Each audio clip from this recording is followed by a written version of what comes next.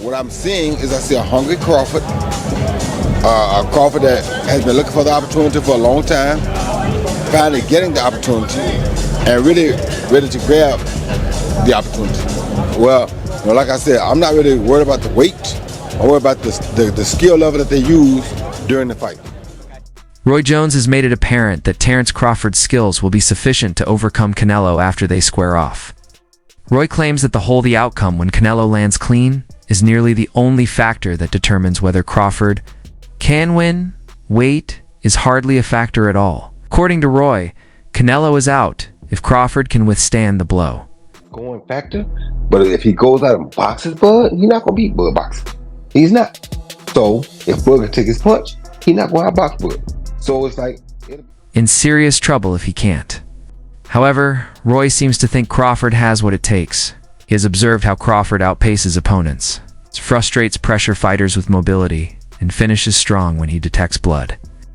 Roy thinks that Crawford is not only ready for the next step, but is already preparing like a man who knows exactly how to defeat Canelo. He views weight as an issue only if Crawford is not psychologically and physically prepared for what comes with moving up. Roy claims that if the smaller man in the ring has a higher IQ, he doesn't give a damn about size. He perceives that. In Crawford, over 60% for his mind. If you say, Bernard, give me a number. Give me a number. He has an 85+ chance to beat Canelo. Why?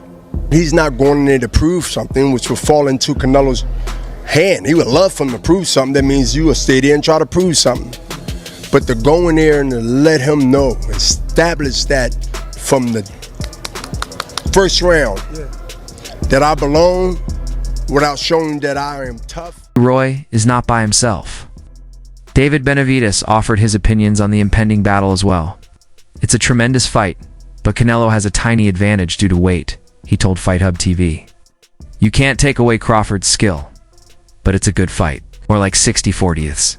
Just because of the weight difference, he says. You must acknowledge his skill. He is an incredible combatant. In the ring, he is an incredible technician. Craft of Crawford is respected by Benavides. Like many others, he views the weight as a challenge that Crawford must conquer. But he does not downplay the issue. Terence Crawford, does he have an opportunity to beat Canelo? I think if anybody has a chance to beat Canelo, I think it's Terence Crawford. His IQ is on another level. He's a great fighter and he's strong. It's just that it's a lot of weight. I wouldn't be surprised if Terence Crawford wins. Wouldn't be surprised if he loses either. Terence Crawford, when he went up against the best opposition, like Errol Spence, he showed what level he's on, what type of dog he is. So I don't know. You really have to let these fights play out to see what happens. He might get hurt. That might activate him to come back strong. Could you still make 68? I don't want to make 68. No, I know Terence wins 68. Yeah, well, if that's, yeah. Dmitry Bivol, the man who handed Canelo Alvarez his second career loss, believes that beating the Mexican superstar is more about mindset than muscle. In an interview with The Ring, Bivol explained that many of Canelo's smaller opponents lose not because of size, but because they're not mentally prepared to fight at a higher weight. He emphasized that adjusting to power is only part of the challenge. The real key lies in mental readiness. Bivol sees Terence Crawford as a rare fighter who could make the jump successfully. According to him, Crawford's calm demeanor, high ring IQ, and versatile skill set make him a serious threat. One major factor, Bivol notes, is Crawford's ability to switch between orthodox and southpaw stances, a tactic that could disrupt Canelo's timing and rhythm. Is coming from someone who's already beaten Canelo. Bivol's insight carries weight. He believes that Crawford has the tools, both mental and physical, to do what so many others couldn't, withstand the pressure, and challenge Canelo on equal footing. Now, what the media is reporting, and it's circulating, is that Canelo Crawford is the biggest fight of the decade. I mean, to a purist and a fighter, it's laughable. Because you have Crawford jumping up 2 weight classes to fight Canelo, who's a natural light heavyweight. Crawford, who couldn't push back. Not everyone is picking Terence Crawford to beat Canelo Alvarez. Some fighters who've sparred with both still favor the Mexican star. Welterweight contender Alexis Roca told EZ News he believes Canelo will come out on top due to the natural size difference. There are weight classes for a reason, Roca said, pointing out that Canelo is naturally much bigger. While he acknowledged Crawford's impressive reach, ring IQ, overall skill set, calling IQ the most important factor in boxing, Rocha still leans toward Canelo. He believes Crawford would hold his own and make it competitive, but ultimately thinks Canelo's experience and history in bigger fights give him the edge. Rocha gives Crawford full credit, but sees size and experience as the deciding factors. In a potential matchup, That's not easy for Crawford. I mean, it's Canelo has the big advantage, but Crawford needs to manage well his body, his speed, and his power, because he's moving up to another level of weight. I asked this because you did it with Margarito. You went to 54, and people were like, "Oh my God, this guy's so big, Margarito!" But your speed made the difference in that fight. another fighter who has sparred both Terence Crawford and Canelo Alvarez, Corin Davis, shares a similar perspective. Speaking to Mill City Boxing, Davis expressed doubts about Crawford's ability to hurt Canelo. Canelo is a big guy. It's going to be a lot, he said. He can take a punch, so you're not going to hurt Canelo with one shot. Davis acknowledged Crawford's skill. He believes a knockout is unlikely. Maybe he can cut an eye or bother him to the body, but it's going to be a tall task, Davis added. He emphasized that Canelo isn't just strong, he's also smart. In the ring, setting traps and making it difficult for opponents to find openings. Davis noted that Crawford would need to rely on precision and body shots over time, not a single punch. If I had to bet, I'd put money on Canelo, he admitted. His view echoes that of many Canelo supporters. Crawford would have to be flawless, chipping away slowly and avoiding mistakes. Davis also pointed out that Canelo's power isn't just about knockouts. It's about wearing opponents down and disrupting their rhythm round by round. Been able to feel his power. Could any guy move up 3 divisions and fight a Canelo? In the landscape right now, I don't think that there's a person that can move up 3 divisions, from 47 and beat Canelo. But I think divisions matter. I think that weight matters. I think what you walk around at matters. Canelo's a big guy, and he's not just big, he's dense. He's a powerful guy with boxing skill. I think that would have been, I've been telling people, it's going to be a tall task for Crawford to win. Next up is Erislandy, sharing the ring. With Canelo is a familiar experience for Lara. In 2014, Lara lost to Canelo via split decision.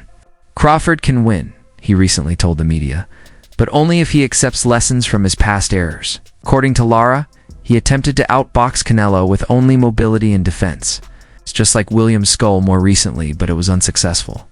The judges took notice of Canelo's ability to impose his rhythm and hit the bigger strikes. Crawford needs to punch as well as move, according to Lara.